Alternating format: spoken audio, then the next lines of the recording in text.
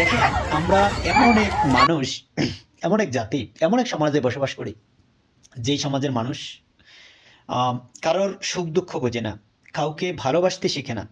কিভাবে কাউকে কারোর সাথে মারামারি করবে, ঝগড়া করবে, খুন খারাপি করবে, এই যে একটা বিষয়গুলো, এই জিনিসগুলো নিয়ে কিন্তু মানুষ বর্তমানে খুব লেগে পড়েছে। দেখেন, এই ঘটনাটা দেখাচ্ছিল আমাদের নোয়াখালীতে, বসুরহাট বাজারের আশেপাশে অত্র এলাকায় হবে।